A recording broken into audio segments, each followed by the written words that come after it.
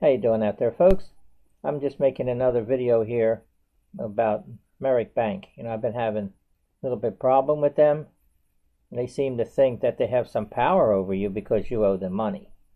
I don't agree with that. If you can't pay, calling you like they do is just not going to make you pay. They seem to think that for some reason. Maybe they have statistics that say that it works. I don't think so.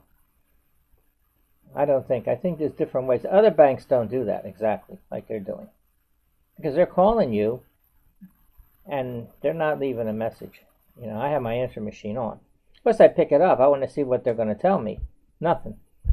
It's just dead air or goes to a busy signal. They got this robot dialing all the calls. All day long. It's all set up. I guess it may be a company doing that. They hired. And their information is there, that they have all that information in the computer. So I guess an alarm goes off as soon as you're late, maybe a month or so. Now the calls start. I don't know how many calls, that you're going to get. I've been getting like 4 a day. I'm going to go back and explain how we got connected with Merrick Bank. They send out a lot of offers like all the banks do. They come up with a program, to get more customers. Okay, so the mail came one day and I told Marie, I want to look at it. She doesn't have, her lack of interest is not good. Nothing seems to excite her, I said, all right. Here, you want to look at that? She says, okay. I was looking at the other mail that I had. So she opened it up and says, oh, Frankie. Her personality changed right away, and I was glad. He says, oh, Frankie, look at this. Merrick Bank wants to give me $600. I said, well, that's good. You can use it for whatever we need, Now, I don't know what the rest of it. She read it, and just read it to me. She says, and this is a special offer. It's double the credit line. And if you make 7 payments, we double your credit line. On-time payments. And she didn't exactly understand it. I said, let me explain to you, Marie. Upon approval, they're giving $600 on a credit card that you can use. And after 7 months, I'm paying for 7 months, then automatically you'll get another $600. So altogether, you'll owe them $1,200. But they know they're going to at least get seven payments, and they're making money on that, and you still owe them. She seemed to understand it. Oh, I want it. That's what she's telling me. I want it. What do I do? I said, can I sign the application? I said, no, there's no application by mail. It's by email or by phone. So she understood. I said, you want to do it by phone, Marie? She said, no, I don't want to do it by phone. I'm afraid I'll say something wrong. Make a mistake and they won't give it to me. I said, okay. We have to do it by computer. And she was never too much for the computer, so I said, you want to do it? He said, yeah, show me. So I turn on the computer. I have the keyboard there and all. I usually use the touch screen, to type a lot of times, but for her, I make sure the keyboard. I said, okay, so this is what we're going to do.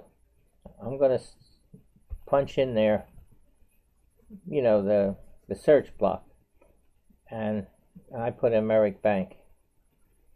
And it comes up and I said, which one to pick, on the screen? She said, what do I do? I said, just touch the screen. So she picked the one. It's a pre-approved offer. She picked it and it was the right one. So I said, okay, we have to punch in that approval number. I said, did you want to do it? She said, yeah, I'll do it. Well, she was so anxious, she'd do anything. She didn't care about the computer, but now she did. Because it represented something that she wanted. So what she did was, I told her what to do. I set up the cursor, So she punches in the number and it comes up, the application. Then I said, you have to punch in that approval number. And then it came up again, different screens there, And I put the cursor and she punched in her name and address and all the information. She knew it all. I said, you knew the information. You could have done it over the phone, but he said, I get nervous talking to them people, because I'm so excited.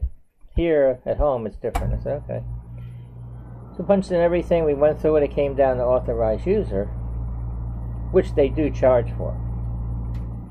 think it was $12 a month or something. I don't know offhand. There's so many charges, these add-on charges.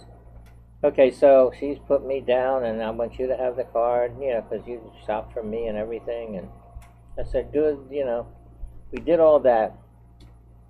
She said, what's all this? There's a whole bunch of writing there. You know how they have that, all those things that they want to tell you, you know, that's about the account. So it's talking about the calling, you know, they call you on your numbers. And it says, you know, that you have to give them permission to contact you on your cell phone with text messages and auto dialing calls and all. And I said, you have to check that. She says, if I don't check it, what's that mean? They won't give you the card. I don't think that's allowed. To give you an offer and you qualify for it, you know, pre-approved, and they don't want to give it to you because you don't check that. So she said, yeah, check it.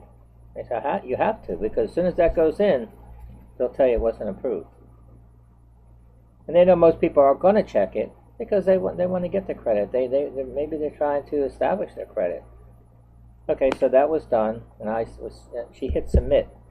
She said, what now? I said, we got to wait. I'll check the email.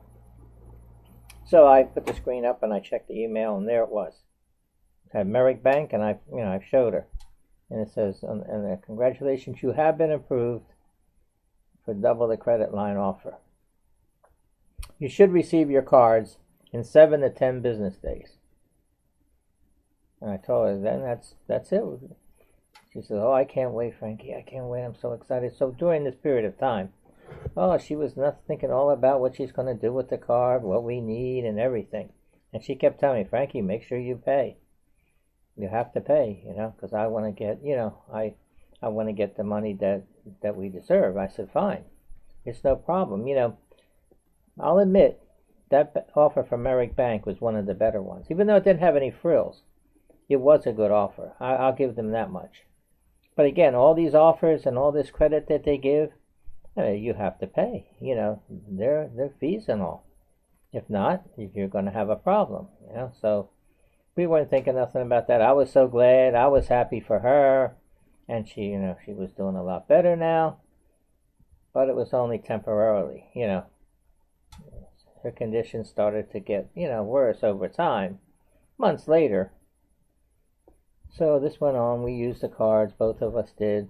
She ordered on the phone, and I told her, be careful your information you give out. And she was happy with it. I paid the 7 months, and we got the extra credit, and everything was all right. And then, you know, she got sicker and sicker. She went into the hospital, then a nursing home, and that's where she passed away. And now, you know, I had a lawyer already. I contacted him for other accounts. I still kept paying Merrick Bank, you know, at the time, because I had too many other accounts between mine and hers. So I left that one go, and I kept paying. I figured, well, I can pay for it, just not to have so many at one time. So eventually I got to the point, you know, I can't pay. I just know I cannot pay them. And it was in her name. It wasn't in mine. We had different names. We had our own accounts for everything. We might have had an account with the same bank, you know, our own account with the same bank, and we put each other on it. But this particular bank, Merrick Bank, was in Marie's name, and I was an authorized user. Okay, so as soon as I couldn't pay, you know, the calls started. Now, of course, Merrick Bank doesn't know that Marie passed away, so these calls are all directed to her. This is in November of 2019. So the call started. Now, it's cell phone and landline. Remember I told you that block that you checked? That was mostly for the cell phone. So I was averaging about 5 calls a day on both numbers now. And they're using, I don't know, about 5 different numbers that they use. And their name comes on the caller ID, of course. On the cell phone, it might come up to state, but... Okay, so this went on. I'm keeping a phone log. You should do that if you're starting to get calls. You should keep a phone log. And you know what? You need the date, the time, the day, the number they're calling you on, and the number your number, so that this can be all verified. You know, you'll know how many times. Because according to the law, they're supposed to call a reasonable time. You know what that means, reasonable?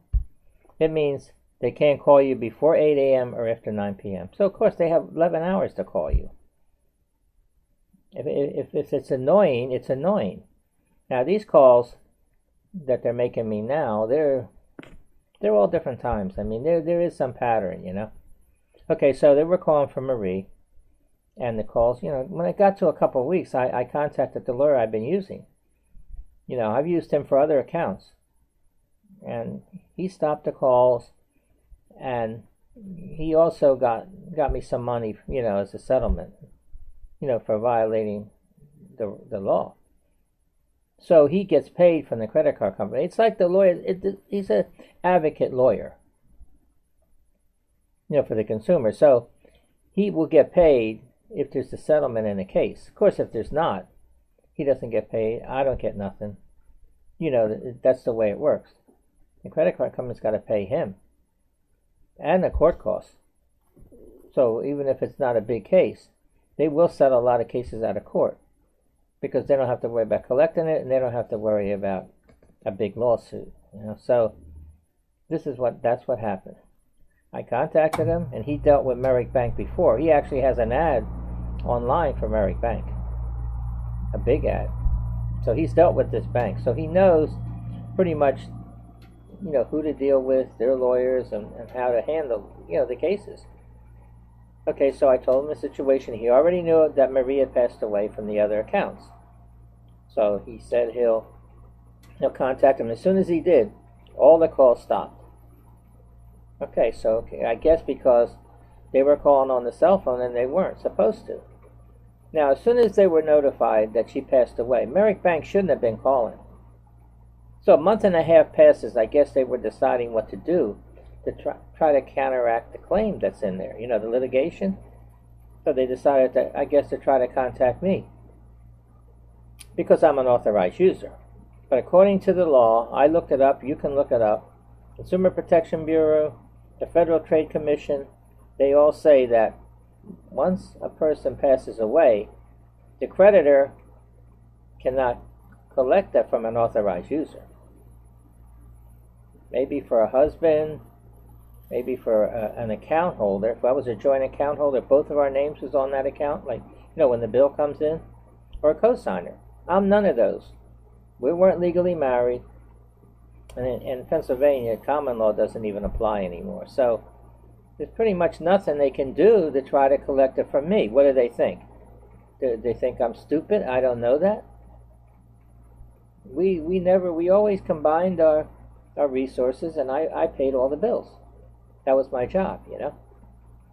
So when we were both working, it wasn't bad. But when we're both retired and can't get around and can't work, of course, we didn't sign up with Social Security as man and wife. We would got one check, would have been like, say, $400 less every month. So, of course, that was a problem. So we didn't. But then when she passes away, I still get the money. I've been getting my own income, but nothing to do with hers. Because I didn't even get to prove that, you know, that we're not married, legally married. When Marie passed away, I contacted Social Security. I told them, and they said, well, you need to have your marriage license, you know, when you come into the office, so that you can sign up for the survivor's benefit. I said, well, I don't have it. We're not legally married. She said, well, you can't get it. You cannot get that. For $255 that they give, you know, I didn't qualify for that. So they didn't tell me what I could do about it. So they said, I talked to a woman there, and she said, well, you took a chance, and now you have to face the consequences. What was the chance? Over 40 years ago, I took a chance on love. A marriage license didn't keep us to stay together all that time. You could say we were platonic friends. I call Marie my gal pal, you know. I mean, it was someone that you really could be with and enjoy each other's company and all. And it was for us, it was perfect. Now, of course, now I'm alone, and I still have to go on. Now I have to deal with this Merrick Bank. So, okay, back to the story now. I just want to make sure I get this clear, so you understand out there. what can happen. Okay, so back, I contacted the lawyer. The call stopped.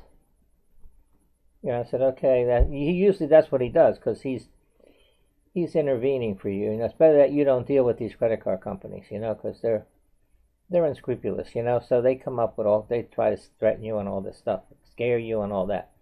Okay, so fine, everything is okay. He's got the complaint in, and about, I guess, a month and a half, starting right in the beginning of 2020, right after New Year's, the second day, the call started. I see Merrick Bank on the caller ID. But the difference this time was they weren't calling on the cell phone. Why is that? Why? Because he put in for that in the complaint about that they weren't supposed to do that. Now, they must know that Marie has passed away. So they're calling me. They're harassing me. That's what they're doing, whether it's her or me. Now, it's harassment, I keep saying harassing phone calls. Maybe 1 a day, maybe. 2 a day, okay. But 3 and 4 or more, it's too much. Because by writing everything down, like I just stated, you can see a pattern, I mean, they're using, I guess, 6 different numbers. It doesn't matter. All those numbers go back to the call center. So they're abiding by the law because they got their name on the caller ID and one of their numbers. That's what they're supposed to do. Now, they're calling and not leaving a message, and I can't talk to them. Want to pick it up, but they don't give you the opportunity. They don't want you to. First of all, you got the robot dialing all the calls. Now, if they had to leave a message on every one of them numbers, they couldn't dial that many calls. So that's what happened. That's why they're doing it that way. So if they leave a message, you're going to say, well, you left a message. You didn't give me a chance to answer. Why you keep calling? They want to make sure that you don't contact anybody either. So you can't say that they threaten you. So they want you to call them so that they can say, if there's any argument or anything, they can say that, well, you called them. So I refrain from doing that anyway, because then you call them one of the numbers, and what happens? They're recording. And it said one of the agents will be with you shortly. Your call's important to us. You know what they say on that recording. Then one of these representatives gets on there, and they say, how can I help you? And they want the account number. They don't know the first thing about who they're talking to either until they look it up, of course. So I didn't bother with that. I have a lawyer. Okay, so the calls keep going now. Ever since these calls have been going, I've contacted the lawyer, and he says that he reached out to them, and he's going to make them stop. So far, it hasn't. So the way I look at it, like I've been saying all along, they want to call me, like they do. Well, I can badmouth them on social media every day. If they're going to call me every day, and even if they would pay me, and even if they stop calling, you think I'm going to be satisfied with that? I'm not going to stop until I'm damn good and ready. And you've seen it already. If you've seen my repeat tweets and all, this is a new version right here of the same thing. It's just I'm trying to say it in a different way. Okay, so now all this is going on. I'm still getting the calls, and that's why I keep doing this. Now, if my lawyer tells me, Frank, I'll tell them, they stop in the calls, you'll stop, your rant on social media, and I'll agree to it. If my lawyer tells me, of course I'll do it. I may not be happy about it, but he'll do it. But this and keep calling, I said it before, it's an exercise in futility. Because I know that I can't pay. That's what they should try to find out. Why you can't pay. They know there's a lot of reasons. Like before it goes to the robot to make the calls, when it gets on the second month late, they should have a live person contact. Try to make contact. Or leave a message telling you that we need to hear from you. We want to know the reasons why you can't pay. And we can work it out with you. We want to keep you as a customer and all. No. They could have avoided some of these calls. Because if they say after 3 months, we're gonna keep charging the late fee and finance charges and all that. But if you make an arrangement after 3 months, we'll take that off and you could start paying again. So of course that could happen if you get your affairs straightened out. If you're having problems, you don't need this phone ringing every day like that. And I know exactly pretty much now when they're going to call. Okay, they call on Saturday, say 4 times. Maybe most of the time it's in the afternoon. And then Sunday, no calls. I'm surprised because before they called on Sunday, but no calls on Sunday. Now Monday, what do you think happens? No calls all day. And all of a sudden, 4 o'clock, 4:30, 5:30, 6, and they call you 4 times close together. Now anybody with common sense would tell you that that's harassment. They want you to know it's them, and what am I supposed to do? Oh, I'll pay, don't worry, I'll pay. I call and talk to one of these people and say, look, how much can I pay, take off the late fees and all that, and give me a monthly payment, and then calls will stop if you do that. But if you can't pay again, it's going to start up again. So I want to resolve it in such a way that I don't have that. Okay, so they're calling me now. They're trying to collect from me a bill that's already, once the person passes away, actually the bill is dead also. It's uncollectible. But, unless there's an estate or something, we don't have none of that. They can't go after none of that.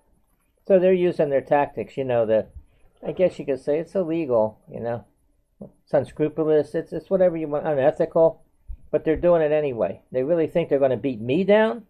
They're not beating me down. I've had too much problems with these creditors through the years. This is not going to happen. I know I can't pay. They should want to know that. This debt now is dead. And because I'm an authorized user, they figure go after me, right? They don't care about you just lost your loved one. They don't care about that. All they care about is the money. We both, Marie and me both believe in the Almighty God. What does Merrick Bank believe in? The Almighty Dollar. And I think it's got to change, They've got to be more human and not so robot-like, because that's what they're doing. I understand they're trying to protect their interest. I understand they have a lot of cardholders to take care of, But they need to have a unit set up for people when they first become late and try to work with them. Because a lot of it could probably be worked out. They think that this system they have in place is so good. I don't think so. Because if it was so good, how come I'm so upset over it? How come I'm, bad-mouthing them on social media? So it mustn't be too good. I know it could be better, because there's other banks that don't resort to these tactics. I know because I've dealt with them recently. Marie passed away. They knew about it. They tried to work it out. They said that her account, you were an authorized user, her account will be discarded, whatever they do. But my account, they would work it out with me so I could pay my account with the same bank. So all this is not being done.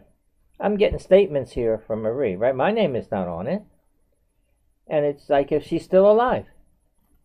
What are they doing? The debt is really uncollectible. I call it a zombie debt. Because right now, what they're doing, they breathe life back into it, trying to collect it from me. I say trying because they're not going to get a penny. They're not going to get it, It's no use to keep trying. They knew that. They can write it off, whatever they have to do. But they should want to get rid of accounts that they know that they can't collect. But in this case, I think because of when they start calling first, they called on the cell phone. I think that's when the lawyer contacted them about that. Whether they're using this to say that they're not responsible for that, calling on the cell phone because she's deceased. First of all, they didn't know she was deceased when they were calling. Secondly, it can't be both ways. In other words, if I wasn't responsible, but I went ahead and I got the lawyer and all, because they made the calls, even if it was to her or to me, they still did it. That doesn't absolve them from any wrongdoing. What do you think, by trying to collect from me, that then they would be absolved from that? Well, it's not so. And I know that. And you can do a lot of things. I mean, a lawyer's the main thing. There's plenty of lawyers out there that I say contingent. It means you don't have to pay. And they won't get any money. They can do the work, but if there's just no case, or it doesn't get settled, they're not going to get anything. It's not like if they get money, then they take it from that money. No, if they get any money, the lawyer I have, he's a consumer advocate lawyer. In other words, he's working on my behalf right now, not in Marie's. So when he contacted them and told them that, okay. But now there's a case in there. It may take time for the litigation and all. But if the case is settled, because they don't want to go further, they want to settle it as quick as they can, usually. So say I get some money for damages now because they're contacting me and all these calls they're making, and he will get paid for his legal fees plus the court costs. It's going to cost them more money. I may not get nothing, but the calls may stop and he may get them to mark the debt paid. It doesn't really matter with this debt, because it's already going to be marked paid, because she's deceased and she can't pay it, that's for sure. So I'm upset a lot with this whole thing with Merrick Bank. That's why I'm trying to let as many people as I know, whether they have Merrick Bank or not, you don't have to tolerate it. If you know you can't pay, it doesn't mean because they stop calling you that you don't owe the bill. You still owe it. Now you have to worry about the statute of limitations. You have to worry about going to be on your credit report, say, for 7 years. But if you can't, you can't. Your situation maybe now maybe not too good, but later on it could improve. And and as far as trying to pay any debts you owe, even if a debt collector contacts you, you should still try to go back to the original creditor. Because if you're going to pay it, I'd rather pay the original creditor. I'm not going to pay the debt collector, make any deal. So I just mentioned all these things. Okay, the statute of limitations varies from state to state. In Pennsylvania, it's 4 years. That means after 4 years, not from when you open the account, from your last payment. That's why it's not too good if you haven't been paying to start it up again. You're going to start the clock running again, and you don't know what kind of problems you might have. Okay, so after, say in Pennsylvania, it's 4 years, I would be legally forgiven. That means nobody could collect that debt. They could try to do it, but if I don't know that, of course, I'd be kind of ridiculous for me to enter into any agreement after that. I know that, though. You get contacted from a debt 4 years ago, and maybe now you're doing pretty good. You're working, you're paying your bills, and you might say, "Oh, it's in my name. Let me work it out and try to pay it." You don't have to do that. That's how the debt collectors, get money. So keep it in mind. I mean, again, if you have any problems with Merrick Bank, I hope you don't, or with any bank, you don't have to take it. That's why there's all these lawyers that handle these cases. They know the laws, and so does Merrick Bank. They know the laws. That's why they're doing what they're doing.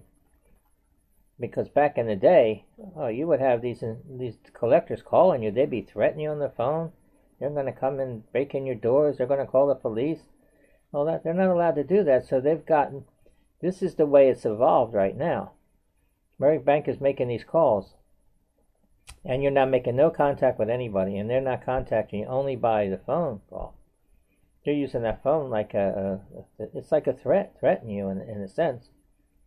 Because you get to a point, you hear these calls every day, and it gets to a point you have other things going on, and you're having problems to begin with.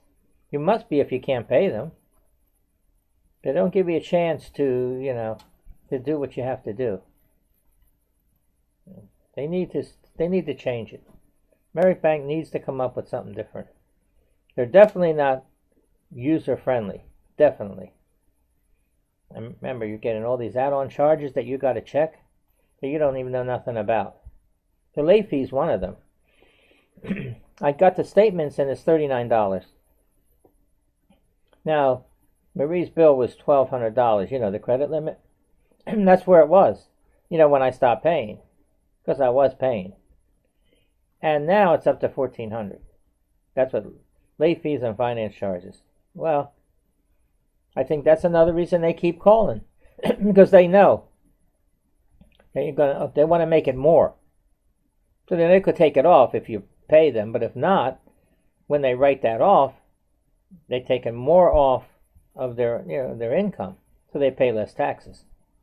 But they can't sell that one in a bundle, because that's a bill that has to be discarded. I mean, it could be.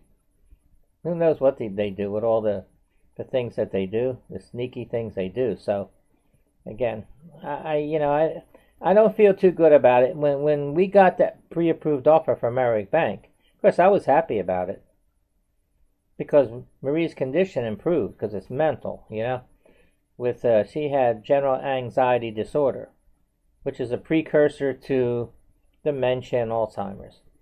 But it actually temporarily, she was relieved of that for a while. But it went back, it got worse. She told me when we got that pre-approved offer, she said, I'm going to pray to St. Peter. I said, why St. Peter? She said, I pray to all the saints. I know she does. I'm going to pray to St. Peter and tell him, St. Peter, you can't call me because I owe my soul to Merrick Bank. And what's happening now? St. Peter did call her. It was her time to go. And now what? Now Merrick Bank's calling me, huh? Well, they can keep calling me for now, but I got news for them. They made a mistake to trying to collect this debt from me. They get away with a lot of stuff. I've been posting all kind of, articles that's on the internet about them. You've probably seen some of them about the class action lawsuits for adding on charges and all the things that they do. They're closing accounts just so you have to pay it or something, or whatever the reason. They're not posting your payments properly. There's a whole bunch of things that they do. See, I was paying the account over the phone, because I figured if I don't, they might not get the payment on time. I used to pay by check, because if they say the closing date's the 15th, no, say the due date is the 15th, and you send a check and they get it on the 16th, what's going to happen? You're going to get charged a late fee, even though the closing date might have been not till the 22nd. So now you've paid them on time as far as you're concerned, but not according to them. If you call and let them know that, well, I sent a check and you got it right after that date, they might take off the late fee. But don't depend on it. That's another thing that they've been doing. Years ago, when you sent your check in and say the closing date was the 22nd, if you got it on the 21st, there was no late fee. If you would have got it on the 23rd, there would be a late fee. It was late, but not now the way it is. It's all these things that they get away with. And Merrick Bank is one of them that is doing that, I guess you could say they're gouging the customer. But it's time that, you start checking your bills every month. Not only just Merrick Bank, but if you are having trouble with Merrick Bank, keep it in mind what I've been saying. If you can't pay, and you can't, it's not like you just decide, I don't want to pay them anymore. I mean, your credit is at stake, and they know that. But these calls, I don't know. I know if I was in charge of it, as a consumer, I definitely would be able to change it, the way it is. You could do it in a test market, where I know if I, would take certain accounts, maybe the ones that just became late, or maybe of older people, since they have your date of birth in there, they could take that and go by that. Anybody at 62 or over that might be having problems that are late, try to turn it over to a special unit and say I'm one of those agents. I would contact the person. I'll tell them, look, I'm not going to keep calling you. I'm here to help you. If you want to contact me, we want to keep you as a customer. We want to keep the relationship good with you. We want to help you. We want to work with you. You talk that way to a consumer, and it'll make them feel a little bit better, and you find out what the problem is and say, we can suspend your account for three months. You can't use it, of course. We are going to be adding the fees and all. But after 3 months, if you call us before 3 months and can make some arrangement, we'll go back and we'll adjust everything, on your credit report and all, and you'll be back in good standing. If we don't hear from you in 3 months, we're going to send it to collection. I mean, if you do something like that, you will get some people that'll respond. First of all, you're not calling them, you're not harassing them anymore. You left it up to them to decide what they can do, and you let them know that they can call. Give them this is a special number. You can reach me on this number, and you can just talk to me and nobody else. And that way they know now you gave them that attention. You made them feel important and all. It's different, but they're making me feel that I done something wrong. Why? Because I'm not paying her bill? Well, I don't have to. And they should have found that out. And when my lawyer contacted them, they should know that. They did. They took them like, what, I said, a month and a half? So the call started, because they knew that I put that complaint in through the lawyer about the call. So they figured, well, he doesn't want the call. So they knew, they think they had something. And they said, well, let's start the calls up again. So maybe he'll give in. Give in? I won't give in. It's just the opposite. They've got me doing bad-mouthing them on social media. That's how much I gave in, huh? Well, I pretty much said, what I want to say again. I'm trying to say it in a different way, but the whole thing here is Merrick Bank has upset me. And I don't need to be upset. I'm already upset enough. There's nothing could be worse than losing a loved one for over a 40-year relationship. And it's the disrespect now that they're doing with me. Instead of, condoling me and say they're sorry for your loss, they know about it. Oh, no. They're going to pounce on me now, right, with the phone calls. Well, they can keep calling all they want. I'm still continuing to live my life the way I want to, and no matter what they do, they're not going to change it. Actually, I just contacted today the Pennsylvania Attorney General about this matter, I let him know the situation and all. I gave him copies of all the phone logs that I had from November and now in January 2020. I gave him all that. I wrote it out and all, handwritten too, and I sent it to his office. So if I hear anything about that, I'll let you know, because I think if the Attorney General of Pennsylvania contacts Merrick Bank, I don't think they're going to like that for what they're doing. They know that he has clout and all, and that they can really get in trouble. He's not, an attorney. He's an attorney general. So you know what that means. He's got more power than a regular attorney would. So I contacted him. I just did it. So I just want to let you know that you can do that. You have a lot of options here.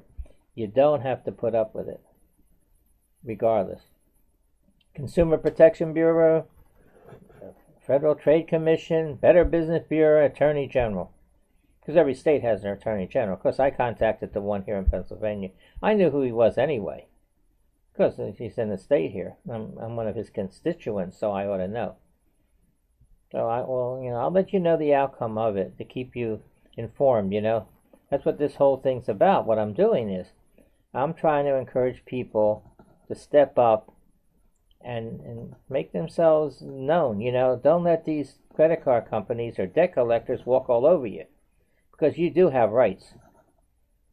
Trouble is, a lot of the laws, I guess the laws, you could say they're vague, and you have to prove everything. Well, the burden of proof right now is on Merrick Bank to prove that I owe that debt of a deceased person, to prove I owe it. I don't know how they're going to do it. I can prove I don't owe it. So I think, like I said, they're just, in this case, this is all a result of the system they have in place. Because once they start calling you, every day, it's set up. And they keep calling you no matter what the situation is. They don't have that in the computer. That should be factored in. They make one call. I think they ought to set it up where they do leave a message. That's probably a different program. They can leave you a message and say, contact us. We want to work with you. We want to find out what happened, and then give you a chance to respond to it. But this is keep calling. Well, I think it's old time way. You know, they need something new, something different. You know, and they need to follow the lead of other banks that are just as successful or more successful than the Merrick Bank is. Like the one that says what's in your wallet. Well, Merrick Bank is not in my wallet, that's for sure. Now, I don't want it in my wallet, and from now on I'm not getting any more credit cards from Merrick Bank or anybody else right now. Maybe later on I might. I'm just going to go paying everything with cash or my debit card, maybe write checks and all. That way I don't owe nothing. Something ironic that just happened recently, I've been, needing some extra money, and of course what just happened, my situation. So I've been applying for clinical trials. I was turned down, like for a couple of them. I went for depression. I wasn't depressed enough, but they still pay me for going, They picked me up and brought me back. I went for another one. One of them said I'm too healthy for the trial. I said, okay, that's good to know, all the tests and all. Now I went for one that I did get recently. I just got it. And how do they pay you? With a debit card, a MasterCard. Look at that. I got a MasterCard with money on it, and that means I don't have to pay. No monthly payment, no statement, no calls, no nothing. I go for the visit, to the office there, and they take blood work, whatever it is. I had an injection in my knee and all that, whatever they do, and I got paid. One day I got $350 just for going for one day for the test and all. Then on the scheduled visits I'll get $100. All this money goes on the debit card. So I've used it already. It's really helped me out a lot. So now I have a credit card with no strings attached, nothing, no fees, no late fees, nothing. No calls, no statement unless I want it.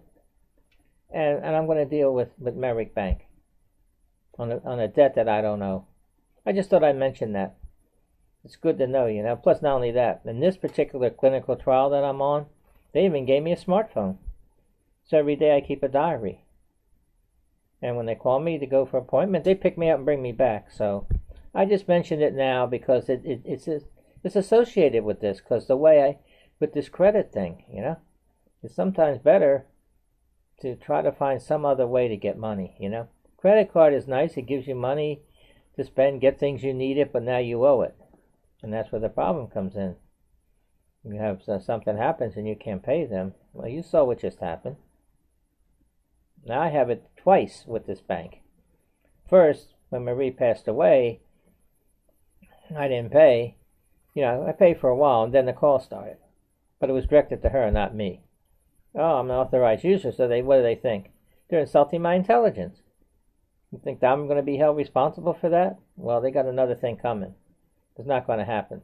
But in the meantime, I'm trying to reach as many Merrick Bank customers as I can.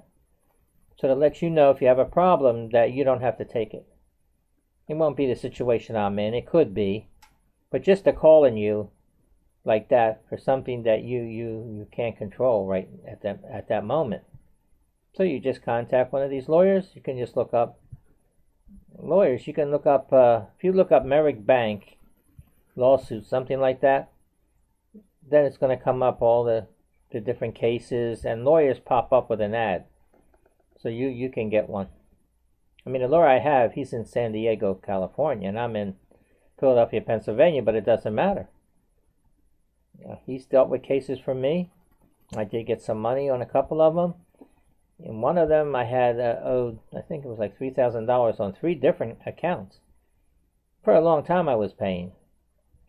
He got the bank to mark it paid, plus the call stopped. He got paid, and the court costs got paid, and I got money. So it can happen, That's why it's good to keep track of everything, just in case. Again, I thank you for your time. I hope this information that I presented here was helpful. If there's any changes, I'll let you know. Have a great day.